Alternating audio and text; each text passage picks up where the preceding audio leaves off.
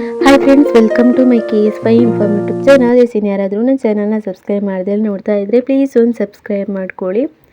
ಮಾವಿನಕಾಯಿ ಉಪ್ಪಿನಕಾಯಿ ಎಲ್ರಿಗೂ ಇಷ್ಟ ಆಗುತ್ತೆ. ಅದೇ ಥರ ಮತ್ತೆ ಎಲ್ರಿಗೂ ಇಷ್ಟ ಆಗುವ ಥರ ಉಪ್ಪಿನಕಾಯಿ ಅಂದರೆ ಚಿಕನ್ ಉಪ್ಪಿನಕಾಯಿ ಅಂತಲೇ ಹೇಳ್ಬೋದು. ಇದನ್ನು ಮಾಡೋದಕ್ಕೆ 1-2 ಟೀ ಸ್ಪೂನ್ ಆಗುವಷ್ಟು ಧನಿಯಾಕಾಳು, 1 ಟೀ ಸ್ಪೂನ್ ಆಗುವಷ್ಟು ಸಾಸಿವೆ, 1 ಟೀ ಸ್ಪೂನ್ ಆಗುವಷ್ಟು ಜೀರಿಗೆ, ಚಕ್ಕೆ, ಲವಂಗ, ಏಲಕ್ಕಿ, ಹಾಗೆ 1 ಟೀ ಸ್ಪೂನ್ ಆಗುವಷ್ಟು ಮೆಂತ್ಯಕಾಳು. ಇದನ್ನು ಡ್ರೈ ಫ್ರೈ ಮಾಡ್ಕೋಬೇಕು.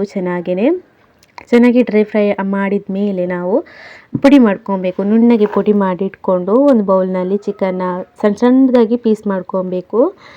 ಅದಕ್ಕೆ ನಾವು 1 ಟೀ ಸ್ಪೂನ್ ಆಗುವಷ್ಟು ಅರಿಶಿನ, ರುಚಿಗೆ ಎಷ್ಟು ಬೇಕಾಗುತ್ತೆ ನೋಡಿ ಅಷ್ಟು ಉಪ್ಪು, ಹಾಗೆ 1 ಟೀ ಸ್ಪೂನ್ ಆಗುವಷ್ಟು ಶುಂಠಿ ಬೆಳ್ಳುಳ್ಳಿ ಪೇಸ್ಟ್. ಇದನ್ನು ನೀಟಾಗಿ ಎಲ್ಲದಕ್ಕೂ ಹಿಡಿಯೋ ಥರ ಮಿಕ್ಸ್ ಮಾಡ್ಕೊಬೇಕು. ಚೆನ್ನಾಗಿ ನೀಟಾಗಿ ಕೈನಲ್ಲಿ ಮಿಕ್ಸ್ ಮಾಡ್ಕೊಬೇಕು. ಇದಂತೂ ಒಮ್ಮೆ ಮಾಡಿಟ್ರೆ ತಿಂಗಳಿಗೆ ಸಾಕಾಗುತ್ತೆ. ಅದಾದಮೇಲೆ ನಾವು ಒಂದು ಪಾತ್ರೆಯಲ್ಲಿ ಇದನ್ನು ಡೈರೆಕ್ಟಾಗಿಯೇ ಹಾಕ್ಕೊಂಡು ಎಣ್ಣೆ ಏನು ಸ್ಟಾರ್ಟಿಂಗ್ ಹಾಕೋದು ಬೇಕಾಗಿಲ್ಲ, ಹಾಗೇ ಹಾಕ್ಕೊಂಡ್ರೆ ಚಿಕನಲ್ಲಿ ನೀರೇನು ಬಿಟ್ಕೊಳ್ಳುತ್ತೆ ನೋಡಿ, ಆ ನೀರು ಬಿಟ್ಕೊಂಡು ಆ ನೀರೇನು ಕಮ್ಮಿ ಆಗುತ್ತೆ ನೋಡಿ, ಆವಾಗ 1 ಕಪ್ ಆಗುವಷ್ಟು ಇದಕ್ಕೆ ತೆಂಗಿನ ಎಣ್ಣೆನ ಹಾಕ್ಕೊಬೇಕು. 1 ಕಪ್ ಅಂದರೆ ಒಂದು 100 ಗ್ರಾಮ್ ಎಣ್ಣೆನ ಹಾಕ್ಕೊಳ್ಳಿ. 100-150 ಗ್ರಾಮ್ ಎಣ್ಣೆನ ಹಾಕ್ಕೊಂಡು ಚಿಕನ್ ಎಷ್ಟಿದೆ ಅದರ ತಕ್ಕನಾಗೆ ತಗೊಳ್ಳಿ.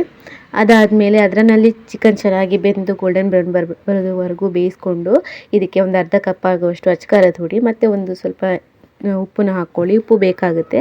ಅದಾದಮೇಲೆ ನಾವು ಆವಾಗಲೇ ಪುಡಿ ಮಾಡಿರುವಂತಹ ಮಸಾಲ ಹಾಕಿ ಮಿಕ್ಸ್ ಮಾಡಿಬಿಟ್ಟು ಒಂದು 10 ನಿಮಿಷ ಹಾಗೇ ಬೇಯೋದಕ್ಕೆ ಬಿಟ್ಟ ಮೇಲೆ ನಾವು ಕೊನೆಯದಾಗಿ 1 ಟೀ ಸ್ಪೂನ್ ಆಗುವಷ್ಟು ನಾವು ನಿಂಬೆಹಣ್ಣಿನ ರಸನ ಹಾಕ್ಕೊಂಡು ನೀಟಾಗಿ ಮಿಕ್ಸ್ ಮಾಡಿಬಿಟ್ಟು ನಾವು ಒಂದು ಬೌಲ್ಗೆ ಹಾಕಬೇಕು.